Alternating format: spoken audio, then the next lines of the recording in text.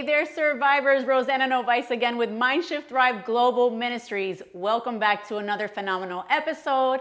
I'm not sure if you remember the first one with Miss Meisha Marshall from Renew Mindset Coaching. She is the founder of this wonderful endeavor. She's helping so many lives, so many healthy relationships get even healthier, and those that aren't so healthy.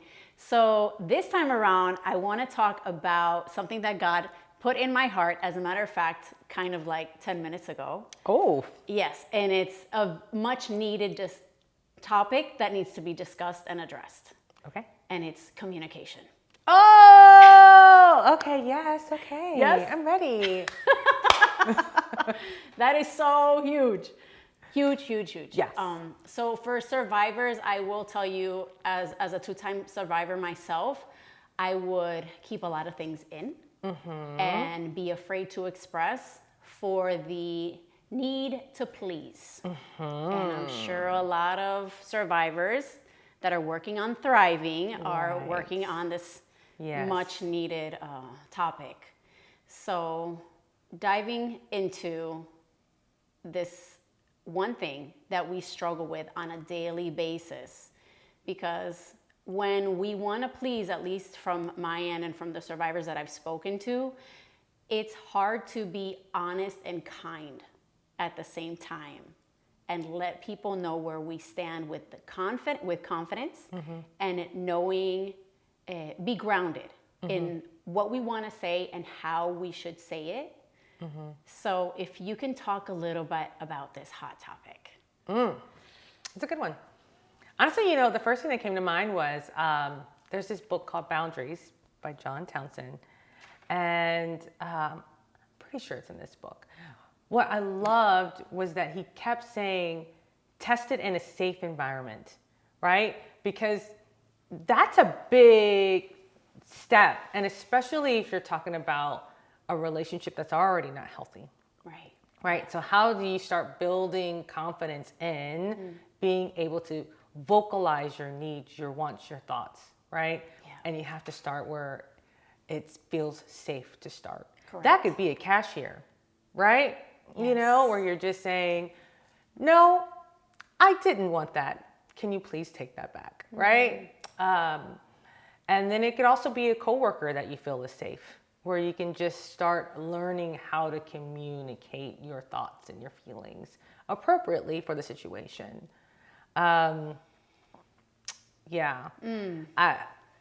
Because it could go so much deeper, but I would start there. Okay. Does that make sense? Okay, so first step is make sure you're in a safe environment. Mm-hmm.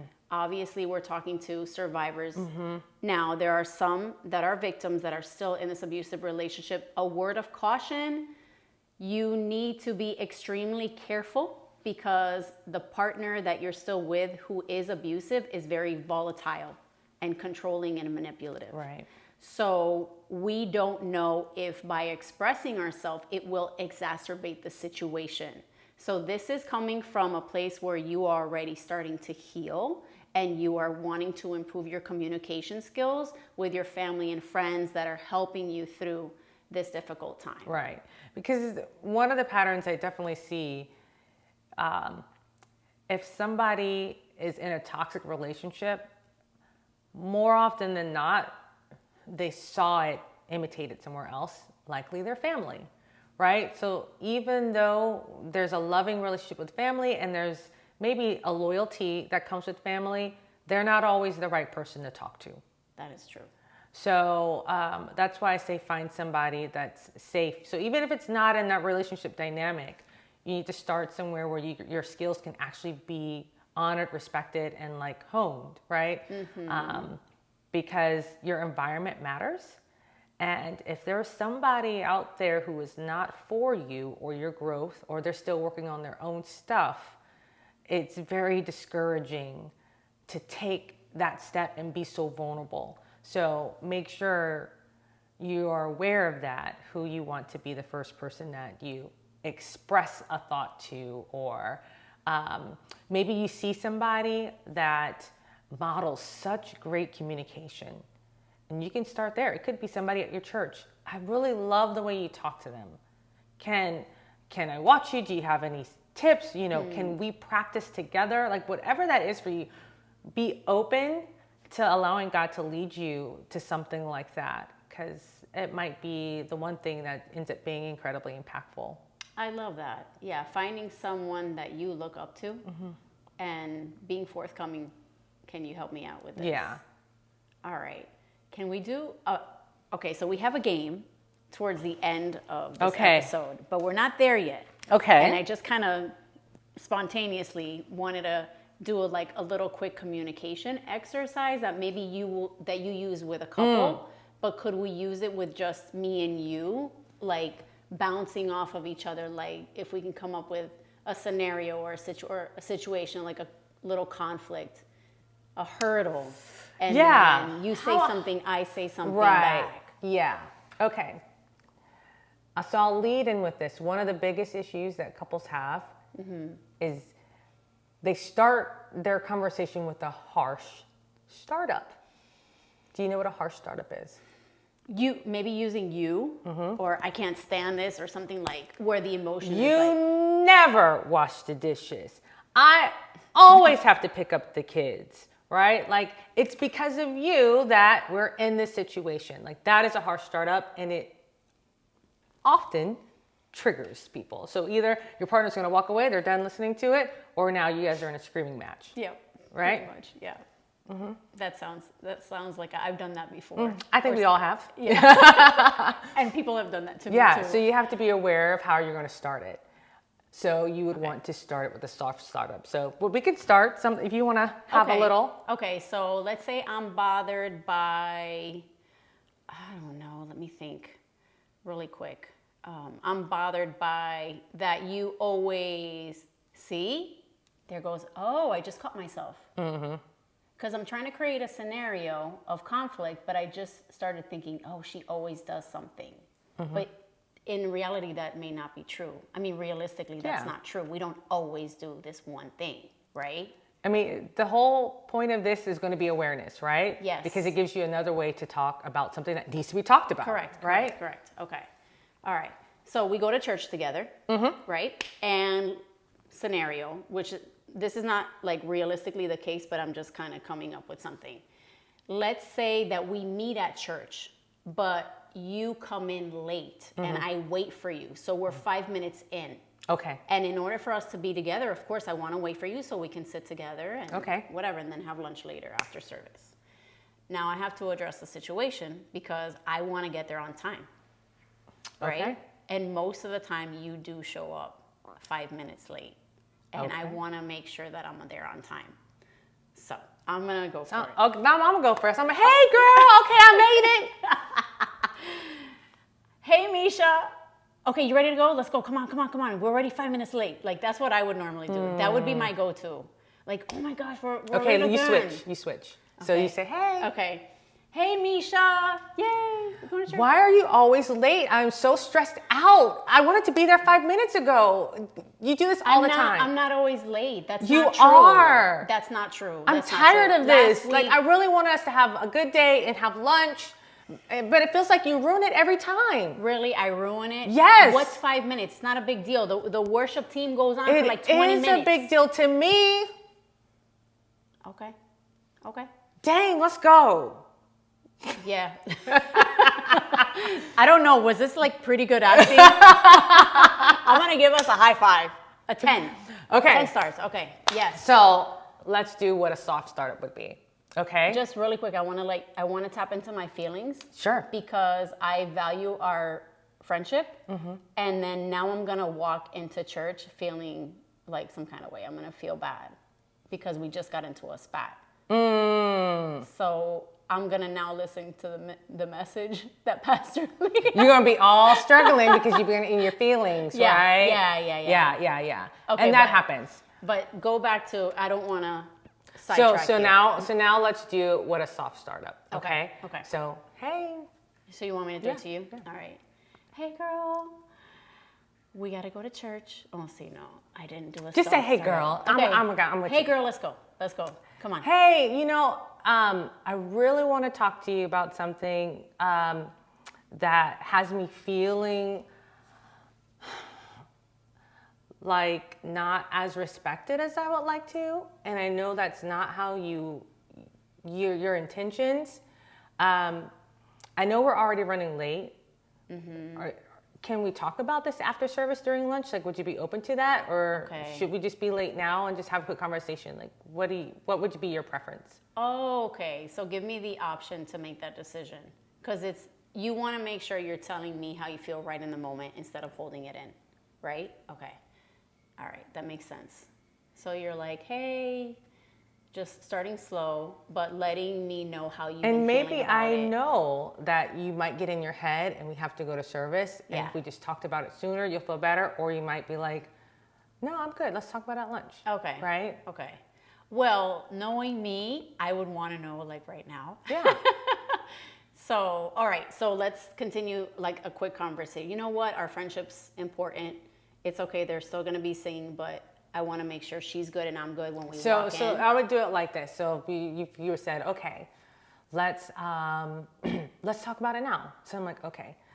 And I would say, I really had a hard time wanting to share this with you because I really value our friendship. Right. And also you need to know that I'm a stickler for being on time.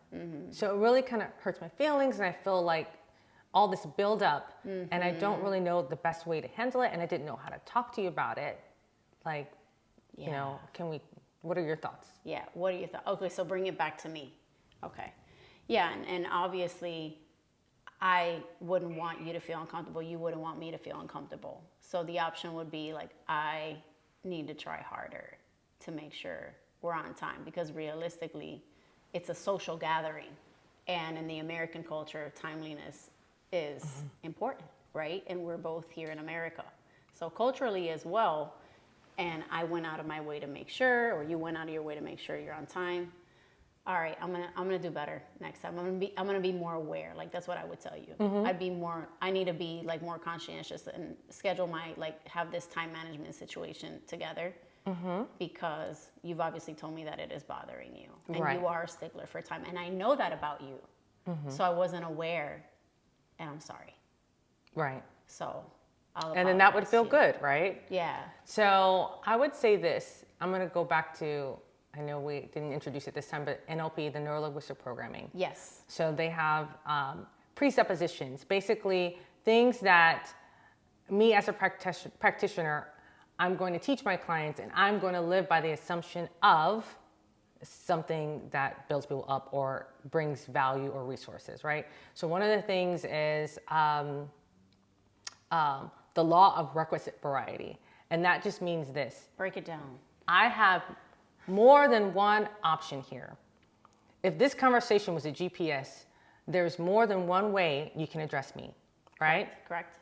So it could be that you said that and you're like, you know what? It's just not as realistic in my personality as I thought it would be. And I really want to respect you in that way. And also, what's something else we can do that still makes sure that you are on time and that we are still good, right? And that could be as simple as, hey, every Sunday, this is going to be our spot. We're going to sit over here. I'm going to go in. I'm going to enjoy church.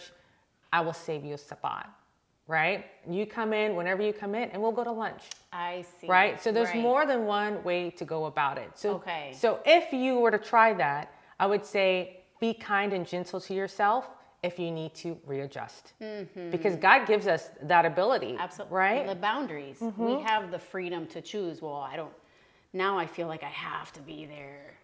There's more than one way. There's more than one way. So realistically, what I'm thinking about in my mind is we're not going to get everything we want all the time. So true. And communication is essential for coming to terms with negotiating.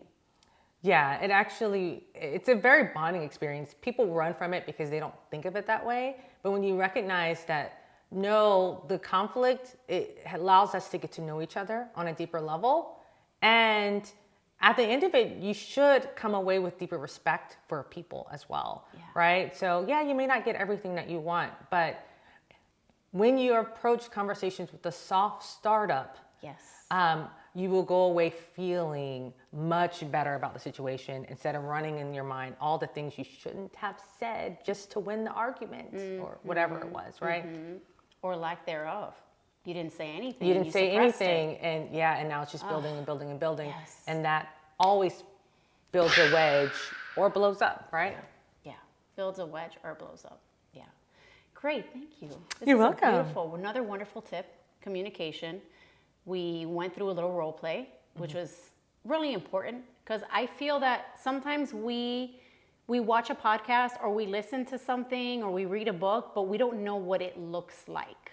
And role playing for me is one of the things that I get a lot of value out of because I am literally able to kind of dissect what it can specifically look like. Like I get a better playbook about it, right? So thank you for that. You're welcome. That was totally on the fly and it was awesome.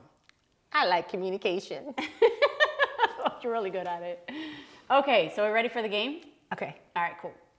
Hey survivors, we are back with game time. You ready, Meisha? She has no idea, y'all. So just to let you know that I've already drawn an illustration of something.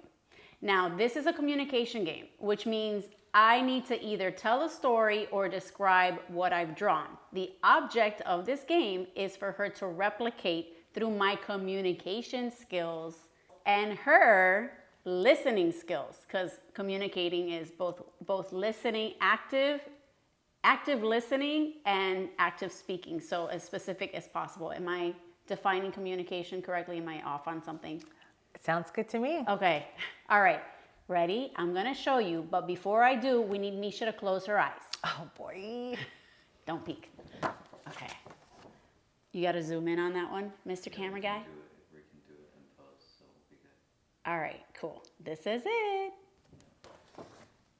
All right, Meisha, you can open your eyes now. Okay. We are ready to go. This is a scene, okay? Wonderful. Yes, it's a scene. And I want you first and foremost to think of like the bigger picture, right? And keep in mind every single little thing I say. Okay. All right? So first I want you to pull out the green marker.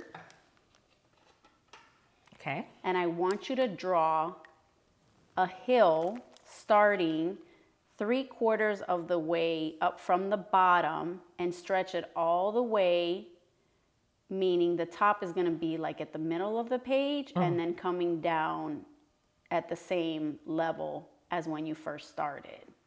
So it's going to be like a smooth hill.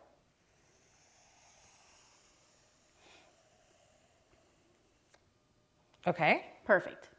Now I want you to grab the brown marker.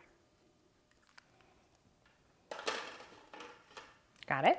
Okay. So before you start drawing, there's going to be 3 crosses. Okay. Now, 2 of which are on the side are going to be half the size as the one in the middle. The one in the middle is going to be a lot larger, but not reaching all the way to the top of the page. Okay. Kind of like leaving an inch of space in between. Okay. So this cross in the middle is literally in the middle of the hill, and there's going to be an inch apart for each cross on the sides that are smaller than that one in the middle. And the crosses look like lowercase t's. Not a big deal, nothing elaborate, nothing extensive. Just your basic t's. And they're kind of floating. I don't know if it's too late, but they're floating a little bit. But if not, it's okay. Because I probably should have told you that before. Thank you. All right, continue with your brown marker. Yes.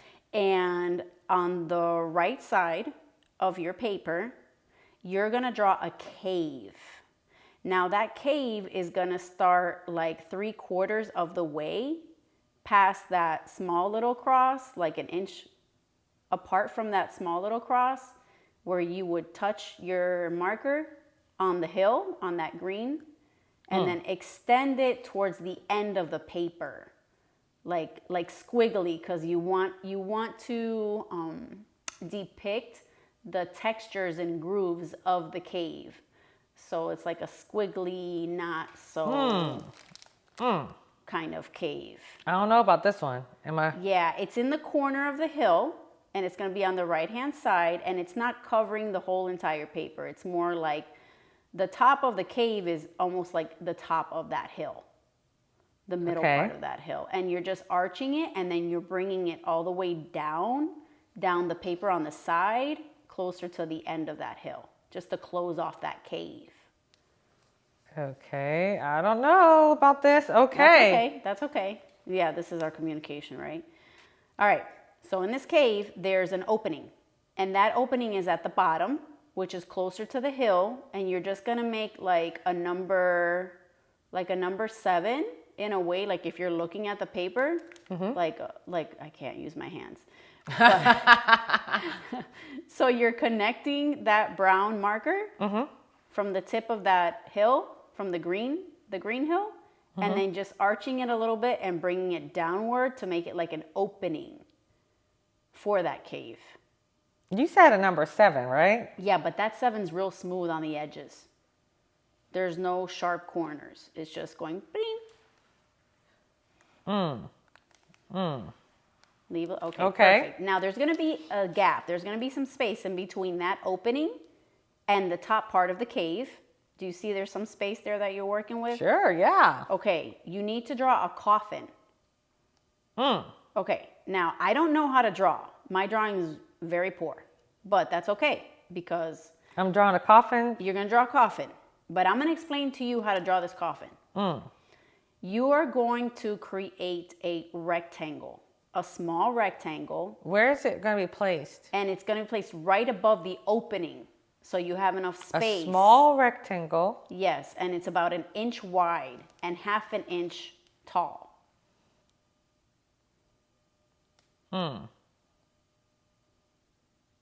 Right above the opening. Right above the opening. Right, so because you're going to be doing Okay. Now, above that rectangle, you are going to draw another rectangle. However, this one is going to be somewhat slanted on the right-hand side when you're finishing off that rectangle. I'm going to do another rectangle. How far, how much? 1/2 inch. It's all proportionate because it's a small coffin. Okay, but the right side is what? The right side Slanted? is like at a diagonal, like to the right. Okay, girl. Yeah. Now, I want you to close that off. And I want you to make a, oh goodness, it's not even 1, 2, 3, 4. It's going, okay, I want you to close off the corner of those 2 rectangles with a small square on the right-hand side. Just a small, even though it may not look like a perfect square, that's fine. You just want to close it off. Now, I don't know about this. Okay, go ahead. On the top of that rectangle, the one that you just finished, I just want you to make another rectangle on the top. So how big? Don't touch the top part of the cave. Wow. Oh my goodness. How big is the rectangle on top of the one I just finished? You have to close it off, like literally from one point to the other. So you're gonna make a rectangle, but it's gonna like face you. I'm gonna make a rectangle. Yep, right on top of that one.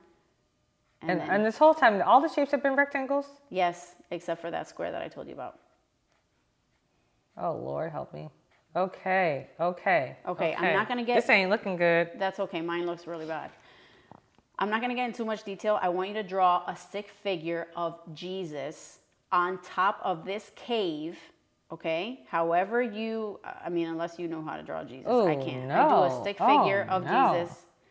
And Jesus, his right hand is kind of like towards his belly button, and his left hand is like wants to give somebody a high five.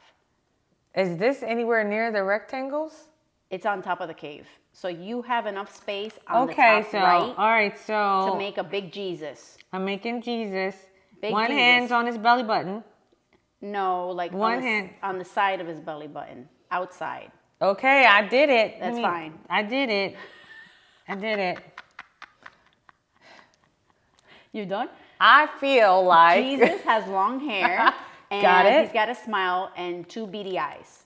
Smile and 2 beady eyes. Okay. Jesus. Oh boy. Okay. Now he's wearing a robe. I'm letting you know that this was really hard for me, and it looks like he's wearing a cello, like the outline of a cello. Okay, if that helps you, because it's so basic. It's really basic. Yeah, and then like the hems are really smoothed out at the bottom, and he's got a very pronounced neckline with no sleeves. No sleeves. No. Okay. All right. This is, oh no. Okay. Okay. And I'm starting to sweat. me too. And at the bottom, I want you to get a red marker because we're almost done. Thank you. Thank you so much for being so patient. Oh, Lord Jesus. I want you to get an A+. I do too, but you know what? If I get a B or a C, that's fine. I want you to draw 3 lines at the bottom. The one on the left is going to be 2 inches long because you're going to put words above these lines. So it's Okay, like a is it so hangman it's under the green heel. Right, under the green, right. So is it any going to be directly underneath the middle? It's going to be directly underneath the bottom of each side of the hill. Like you're making a statement right underneath this hill at the bottom of your paper. So 3 lines. 3 lines. One is 2 inches long. Yes, and the one in the middle is like 3/4 of an inch, and the last one is 2 inches long. Same proportionate as the first line. With an exclamation mark. And then now you're going to write, Jesus is alive. And that's it, and we're done. There is freedom in the name of Jesus. Thank you, Lord. Thank you, Lord, that we are wrapping up this activity. I am so grateful that he has grace on me. Okay, are we ready for the big reveal? Oh, and okay. Oh my goodness. Oh my goodness. Okay, she's going to show hers because I've been showing the drawing. Oh, okay, so for that camera. Hey, survivors. Okay, we are finally finished with this communication game. Oh my goodness. Miss Meisha, you have a lot of patience. Thank you for participating. This is the final result, y'all. Every single little detail, I think it's pretty darn close. Meisha, let's have her take a look at it. Oh my goodness.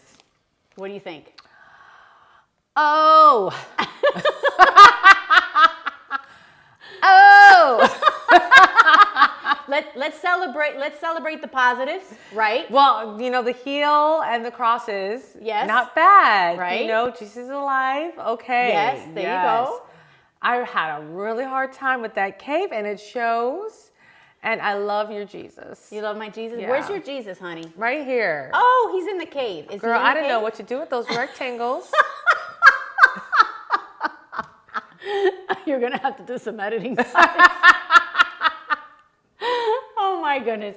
This has been a wonderful episode. Thank you again, Meisha, for coming on the second time. Thank you. Love your energy. Love your participation, your teamwork. Yes. Survivors, don't forget to laugh. Remember, the H in Thrive is humor. We have to end it with good vibes because God is full of joy. He is full of goodness. He is faithful. He is wonderful. He is your healer.